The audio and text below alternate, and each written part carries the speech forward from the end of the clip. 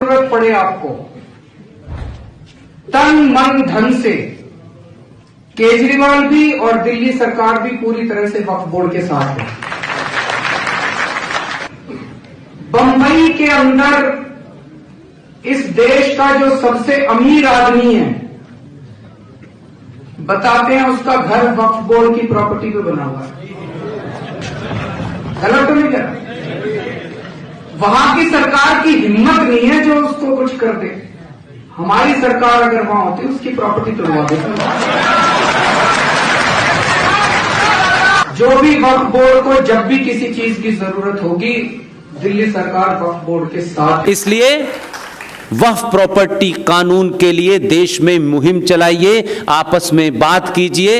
ये कानून शरिया कानून से ज्यादा खतरनाक है और संसद में पास हो गया, कोई बोला नहीं। इस कानून के तहत ये जो वक्फ प्रॉपर्टी बोर्ड है, इस बोर्ड को इस किस्म की लीगल ताकत उस कानून के तहत सेक्शन 40 और 36 में दी गई है कि अगर ये हॉल, इस हॉल का क्या नाम है?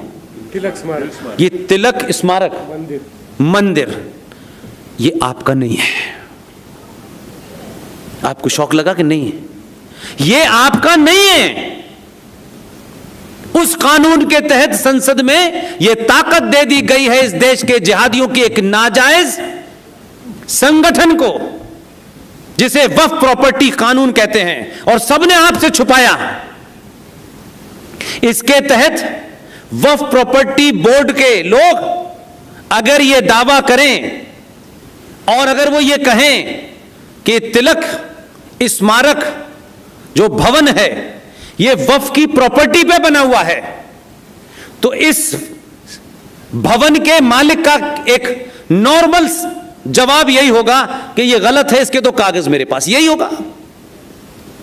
40 क्या कहता है कानून का सेक्शन? वो ये कहता है वक्फ प्रॉपर्टी बोर्ड के उन जाहिलों को ये बताने का, दिखाने का कोई भी जरूरत नहीं है कि वो ये दिखाएं कि ये जमीन उनकी है। उनका ये कह देना ही सफिशिएंट है, कागज नहीं दिखा सकते। और आपके साथ 36 ने क्या अन्याय किया है कि आप कोर्ट में जाएंगे, वो कानून का सेक्शन कहता है कि इस हॉल का मालिक हाई कोर्ट नहीं जा सकता, सुप्रीम कोर्ट नहीं जा सकता। आपसे कहा गया है कि आप कहां जाएंगे? वक्फ बोर्ड ने एक ट्राइब्यूनल बनाया है। उस ट्राइब्यूनल में लोकल एमएलए मुसलमान, एमपी मुसलमान, मुतवल्ली मुसलमान, 5 लोगों का कमेटी है। उसके आगे आप अपना केस रखेंगे। ये बात वैसे ही हो गई कि जो आपका कत्ल कर रहे हैं उन्हीं से आप न्याय मांगने जा रहे हैं। और इसके तहत ये 95 में बना, किसी ने बताया आज तक आपको? लेकिन वो कितने शातिर लोग हैं, वो 303 का इंतजार नहीं किया उन्होंने। आप एक राम मंदिर और 370 हटाने के लिए इतना समय किया। उन्होंने आपके बीच में से दलालों को खरीद लिया, बेच गए। आपके लोग बिके, मुंह बंद हो गया, बोले ही नहीं। उनका ये तो बात ही नहीं है, कोई आदमी बात ही नहीं करता। एक माँ, बहन, भाई, बेटा कोई बात ही नहीं करता इसके बारे में, इसको जानने क्यों है?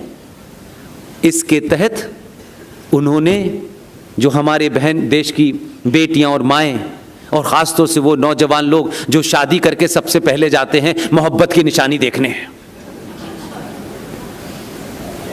अलग अलग नैरेटिव है। किसी बुजुर्ग को बताना चाहिए था कि ताजमहल मोहब्बत की निशानी नहीं है, तकलीफ की निशानी है। अगर इस धरती पे मोहब्बत की या प्यार की कोई निशानी है तो राम सेतु है।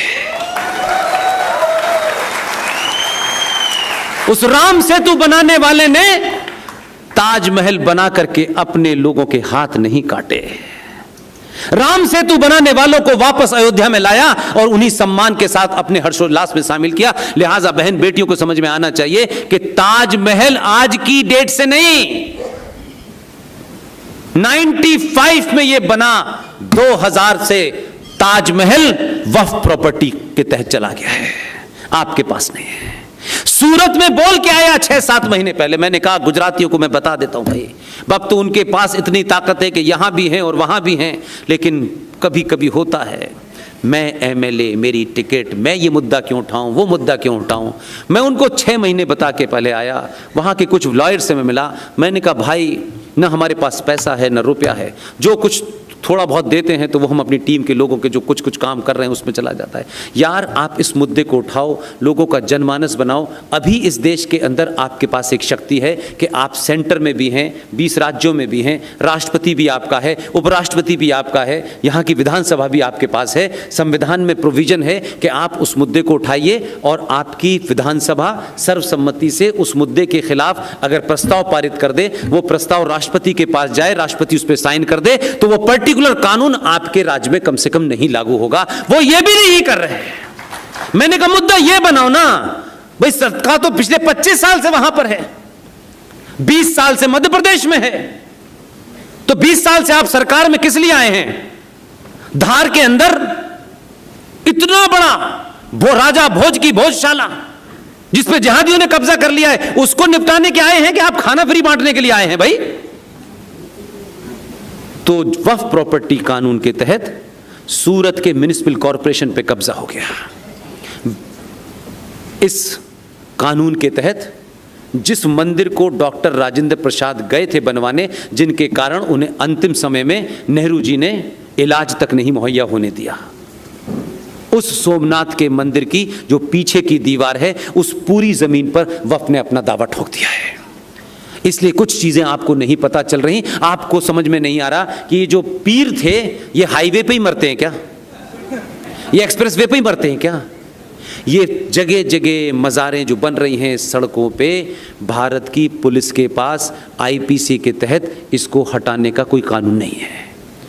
और ये उसी एजेंडे के तहत है जिस एजेंडे को कुछ लोग लैंड जिहाद कहते हैं, और जो लोग 1947 को ये मानते हैं कि भारत 2 हिस्सों में बटा। मैं कहता हूं कि अगर इस्लाम पड़ा होता तो 1947 में भारत के अंदर सबसे बड़ा लैंड जिहाद हुआ था। इसलिए आपके शहर में मैं नहीं जानता कहां कहां क्या हो रहा है, लेकिन मुझे मुंबई में एक जगह बड़ी अजीब व गरीब लगी। आपका एक थाना है मुंबई में, और उस थाने के अंदर कोई बाबा हैं, उनकी मज़ार है। बताया जा रहा है पुर्तगालियों के आने से पहले से थी वो मज़ार। और थाने की कमाल की कहानी है, एसएचओ से लेके पूरा थाना सुबह आता है और उस मज़ार को सल्यूट करता है वो बाबा। और जो केस सॉल्व नहीं होता वो बाबा से एसएचओ मिन्नतें करता है, बाबा ये इसे सॉल्व कर दो।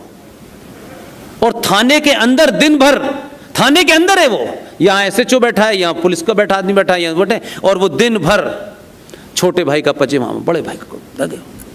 ये हमारे देश की स्थिति है।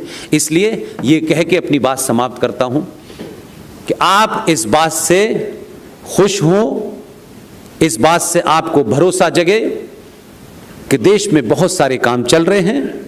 उन्हीं कामों में से एक काम है,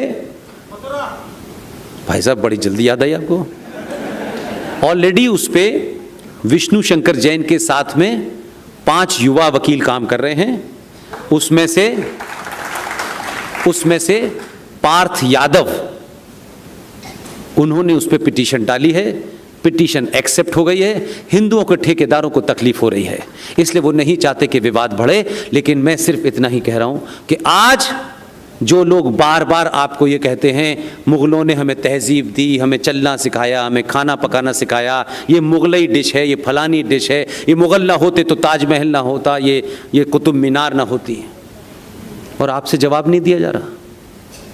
जो 1400 साल में अपने साइज का पजामा नहीं बना पाए वो कह रहे हैं ताजमहल बनाया है।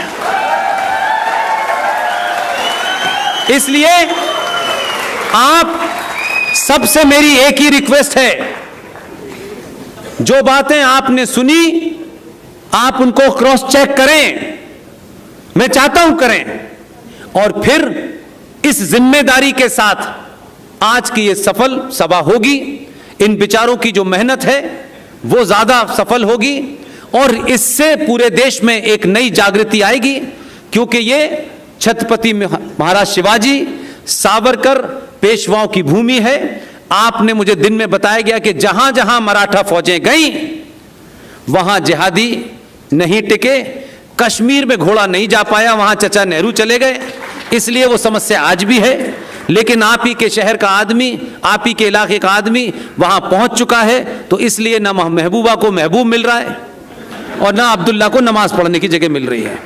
आप सिर्फ दिन भर पैसा कमाएं, जो दिल चाहे करें, सत्ता चुनते वक्त ना ब्राह्मण हो, ना बनिया हो, ना दलित हो, ये सोच करके आज के खतरों का सामना इनमें से जो कर रहा है बेहतर, हमें उसी को जिताना है और उसके बाद ऐसे हजारों पैदा हो, इसको सुनिश्चित करना है। आपने मुझे इतने धैर्य के साथ सुना, तहम्मुल के साथ सुना।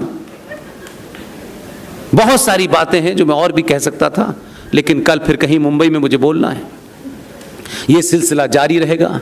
ये बोलने की शक्ति सिर्फ एक ही कारण से है, एक वो जो घर में रहती है और एक मेरी माँ, जो एक ऐसी जगह रहे हम जहाँ 40,000 लोगों के बीच में हमारा परिवार था, लेकिन मेरी माँ के हाथ में अगर खुरपी होती तो खुरपी लेके खड़ी हो जाती थी, वो कभी डरी नहीं। और आज मैं जो कुछ भी कर रहा हूँ, लोग मुझसे पूछते हैं, जीवित है, स्वास्थ्य अच्छा नहीं है, लेकिन जब पूछते हैं लोग तो मैं कह रहा हूँ ये मेरी शक्ति नहीं है, ये मेरी माँ की शक्ति है। इसलिए मैं हर उस युवा से, हर बेटी से, हर बेटे से एक ही बात कहना चाहता हूँ, और इसको आप साइंटिफिक तौर पे आजमाइए। जिस माँ ने आपको 9 महीने पेट में रखा है ना, उसकी एनर्जी से आप पैदा हुए हैं ना। दुनिया में जिस दिन अपनी मां के पैर सड़क पे, चौराहे पे, घर पे सनातनी पुरुष छूना शुरू कर देंगे, दुनिया में किसी के सामने झुकना नहीं पड़ेगा। बहुत बहुत धन्यवाद। Thank you very much.